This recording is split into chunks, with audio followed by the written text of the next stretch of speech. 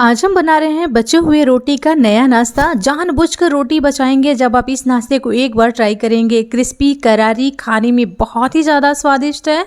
बच्चे तो रोज़ जिद करेंगे इस नाश्ता को बनवाने के लिए। हेलो फ्रेंड्स, स्वागत है आपका वंदना की रसोई में। चलिए झटपट बचे हुए रोटी से इस नाश्ते को बना लेते हैं। बिल्कुल नया है, खाने में बहुत ही ज़्यादा स्वादिष्ट है। यहाँ पे हमने 4 बचे हुए रोटियाँ ले लिया है। आप चाहे तो एक दिन का भी रोटी ले सकते हैं या फिर सुबह का बना हुआ ठंडा रोटी का यूज़ कर सकते हैं, लेकिन हाँ एकदम ठंडा होना चाहिए। तो इस तरीके से हमने 4 रोटियां ले लिया है। अब इस रोटी से बनाएंगे नाश्ते। सारे रोटियों को रखते हैं एक साइड में। दूसरे साइड में हमने यहाँ पे लिया है मिक्सी जार छोटा वाला। इसमें डालेंगे आधा छोटा चम्मच जीरा और 1 इंच अदरक का टुकड़ा 2 भागों में कट करके लिया है। यहाँ पे तीखा अपने हिसाब से कम ज़्यादा कर सकते हैं। 2 हरी मिर्च डाला है। यहाँ पे हमने पुदीने के पत्ते लिए हैं, ये बिल्कुल ऑप्शनल है। आप चाहे तो सिर्फ धनिया का पत्ता भी डाल के बना सकते हैं इस नाश्ते को। तो यहाँ पे हमने धनिया का पत्ता भी डाल दिया है और टेस्ट के अकॉर्डिंग यानी कि स्वाद के अनुसार नमक डालेंगे और 2 चम्मच दही डालेंगे।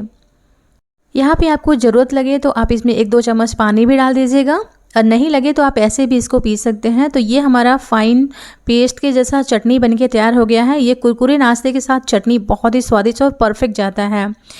2 उबले हुए आलू को कद्दूकस करके लिया है और फाइन कद्दूकस करके हमने प्याज को छोटे साइज़ का लिया है और मिर्ची डालेंगे, 2 हरी मिर्ची और आधा छोटा चम्मच सौंफ डालेंगे और स्वाद के अनुसार यहाँ पे नमक डालेंगे। सौंफ का बहुत ही अच्छा सा टेस्ट आता है। चाट मसाला आधा छोटा चम्मच डालेंगे। आधा छोटा चम्मच के करीबन गरम मसाले डालेंगे और इसमें धनिया डालेंगे 1 चम्मच। बहुत ज़्यादा धनिया का इस्तेमाल नहीं करना है, 1 चम्मच से डालें। अजवाइन को आधा छोटा चम्मच हाथों से क्रश करके इस तरीके से डालें। इसका फ्लेवर बहुत अच्छा आता है इस नाश्ते में।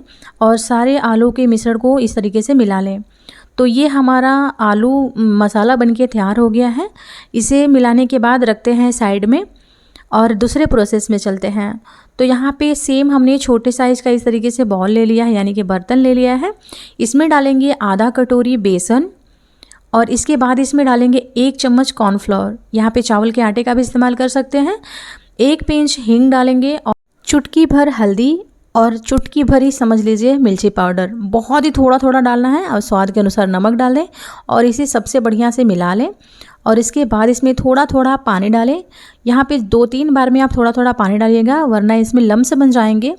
और इसका एक स्मूथ सा बैटर बना के तैयार करिएगा। करीबन हमने आधा कप के इतना पानी डाला इसमें और बढ़िया से इसे हमें इस तरीके से फेंट लेना है। इस बैटर को जितना अच्छे से आप फेंटेंगे उतने ही ज़्यादा नाश्ते क्रिस्पी और करारी बनेंगे। तो यहाँ पे हमने बैटर में करीबन पानी डाल दिया है आधा कप के। अब इससे ज़्यादा पानी नहीं डालना है और इसे हमें बढ़िया से फेंट लिया है। तो चलिए इसे भी रखते हैं साइड में। इसके बाद इस पर हमने एक रोटी को उठाया है। इस तरीके से रखने के बाद उसमें 1 चम्मच मसाले जो आलू का बैटर हमने बना के रखा है यानी कि आलू का स्टफिंग मसाले जो बना के रखा है इसको डालेंगे और एक स्पून के सहायता से बढ़िया से फैला लेंगे। यानी कि रोटी के ऊपर एक आलू के मसाले का परत बनाना है। तो इस तरीके से अच्छे से फैला लें। बहुत मोटा आलू का स्टफिंग ना रखें, एक जितना पतला रखेंगे उतना ही ये अच्छे से बनेगा। तो बहुत ही हल्का करीबन 1 चम्मच हमने यहाँ पे आलू का मसाला डाला है और बढ़िया से इसे फैला लिया है। अब यहाँ पे आप एक ग्लास या आप एक कटर है तो कटर ले लीजिए या फिर कटोरी नोकीला हो इस तरीके से, साग वाला हो तो उसके यूज़ करिए और इस तरीके से बीच से हमें कट कर लेना है। तो एक रोटी में करीबन आपका 4 नाश्ता बनके तैयार हो जाएगा। तो इसी तरीके से हमने कट कर लेना है और ये हमारा 4 नाश्ता बनके तैयार हो गया है एक रोटी में।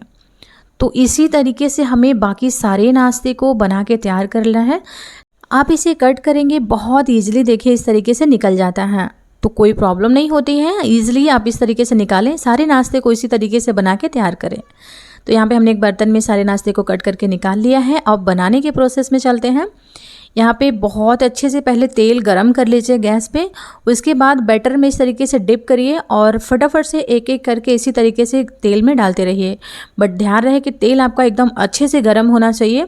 यहाँ पे आलू का जो कोटिंग है वो पतला है। अगर आप बहुत मोटा रखते हैं तो जब आप फ्राई करते हैं तो वो बीच से खुल जाते हैं यानी कि आलू जो है स्टफिंग इसका निकल जाता है। तो हमने पतला रखा है तो इसकी वजह से इसकी जो थिकनेस है वो पतली है और इसे जब फ्राई करेंगे तो बहुत ही मोटी मोटी हो जाती है और क्रिस्पी करारी फुली फुली बनती है। तो यहाँ पे ध्यान रहे आप रखें कि इसको जो स्टफिंग करें तो पतला करें और बैटर में इस तरीके से डिप करते हुए अच्छे से फ्राई करें। और जब भी ऐसे उलटते पलटते हुए फ्राई करेंगे तो ये इसकी साइज़ बड़ी हो जाएगी और यानी कि फुली फुली बनेगी। तो रोटियां जो है अगर आप बनाते होंगे तो वो 2 परत में बनती है जब आप रोटी को फुलाते हैं। तो अगर उसी तरीके से हम स्टफिंग करके जब इसे फ्राई किए हैं तो इस तरीके से फुली फुली बनी है, क्योंकि हमारी जो रोटियां हैं वो भी फुली फुली बनी थी। तो इस तरीके से सारे नाश्ते को आप बना के तैयार करें। अगर आप एक दिन का रोटी ले रहे हैं तो उससे और भी अच्छे नाश्ते बनेंगे, या फिर आप शाम को इस रोटी को बना रहे हैं तो सुबह ही नाश्ते को बना सकते हैं, या फिर सुबह रोटी बनाए हैं तो उसे शाम को बनाइएगा। इसका बहुत अच्छा रिजल्ट आपको मिलेगा। तो देखिए कितने अच्छे क्रिस्पी करारी फूले हुए नाश्ते बन के तैयार हो गए हैं। अब हम इसे सर्व करेंगे।